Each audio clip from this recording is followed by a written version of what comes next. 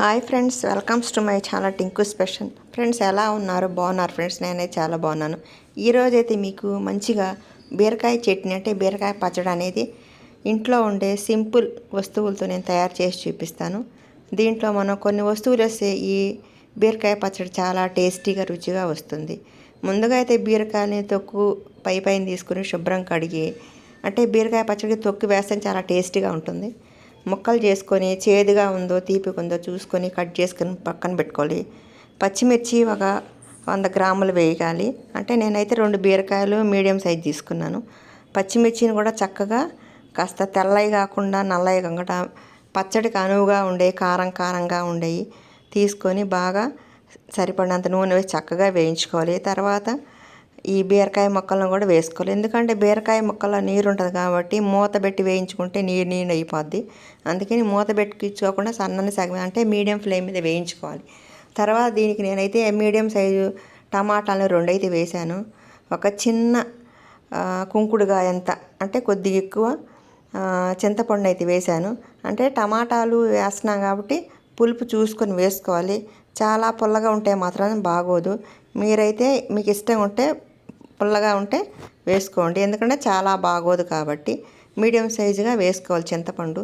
ఆ తర్వాత ఒక చారెడు అంటే కాసిని శనక్కాయ పప్పులను వేసుకోవాలి. తర్వాత కొద్దిగా ధనియాల పొడి వేసుకోవాలి, కొద్దిగా జీలకర్ర పొడి వేసుకోవాలి. 4 చిన్నులపాయలను దంచి వేసుకోవాలి. ఇప్పుడు మనం ధనియాలు జీలకర్ర తర్వాత ఈ పల్లీలు కూడా ఫస్ట్ నూనె వేసినప్పుడు వేయించుకోవచ్చు. నేనైతే ఆల్రెడీ పొడి చేసి పెట్టుకున్నాను కాబట్టి నేను అలా వేసుకున్నాను. తర్వాత చిన్నుపాయలను కూడా నల్లగొట్టి వేసుకోవాలి. నల్లగొట్టి వేసుకోతే మిక్సీలో సరిగ్గా తిరగదు. మనకైతే రోలు అవైలబుల్ లేదు కాబట్టి నేనైతే మిక్సీలో వేస్తున్నాను కాబట్టి ఈ చిన్నులపాయలు అనేది కాస్త దంచి వేస్తున్నాను. తర్వాత ఈ పచ్చిమిరపకాయలు బీరకాయలు తర్వాత ధనియాల పొడి జీలకర్ర పొడి చిన్నులపాయలు చింతపండు ఈ శనక్కాయ పప్పులు చక్కగా వేయించుకొని బాగా దాంట్లోంచి వాటర్ అంతా వెళ్ళేంతవరకు వేయించుకోవాలి. ఇలా వేయించుకున్న తర్వాత చల్లార్చుకోవాలి. చల్లార్చి ఒక మిక్సీ జార్లో ఇవన్నీ తీసుకొని 2-3 సార్లు పల్సిస్తా గ్రైండ్ చేసుకోవాలి. తగినంత ఉప్పు వేసుకోవాలి. మీకు ఇంకొద్దిగా జీలకర్ర కావాలంటే జీలకర్ర కూడా వేసుకోవద్దు. పచ్చడిని అయితే మరీ మెత్తగా గోరంటాగలాగా కాకుండా అట్లా కాస్త అనుకోనుగా ఉండేటట్టు బీరకాయ పచ్చడి అనేది మనం మిక్సీలో పల్సిస్తా నూరుకుంటే చాలా ఇలా వస్తుంది. అంటే రోట్లో చేసినట్టు సేమ్ అలా వస్తుంది కాబట్టి మనం అలా చేసుకోవాలి. మరి మెత్తగా వేస్తే గోరంటాగలాగా బాగోదు, గోంగూరలాగా.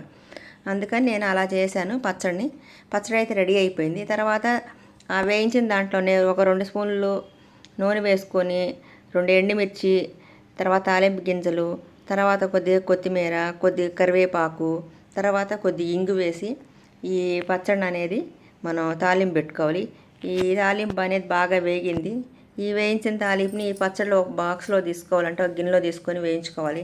నేనైతే ఈరోజు గారెలు చేశాను కాబట్టి గారెల్లోకి రైస్లోకి బాగుంటుంది కాబట్టి రెండింటికి బాగుంటుంది కాబట్టి 2 in 1గా పచ్చడి అయితే రెడీ చేసుకున్నాను. పచ్చడి అయితే ఈ విధంగా రెడీ అయింది. చూస్తుంటే నోరూడుతుంది కాబట్టి మీరు కూడా ఒకసారి ఇలా ట్రై చేయండి. సింపుల్గా తయారు చేసుకుని ఈ బీరకాయ పచ్చడిని మీరు ఒకసారి ట్రై చేసి ఇది రుచి అమ్మోగా అద్భుతంగా ఉంటుంది. మీ విలువైన కామెంట్ను నాకు తెలియజేయండి. మీరు నా ఛానల్ని షేర్ చేయండి, లైక్ చేయండి, సబ్స్క్రైబ్ చేయండి. మీ అందరికీ నా ధన్యవాదములు. Thank you friends, thank you all.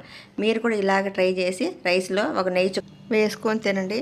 రుచి చాలా బాగుంటుంది. Thank you friends, thank you all.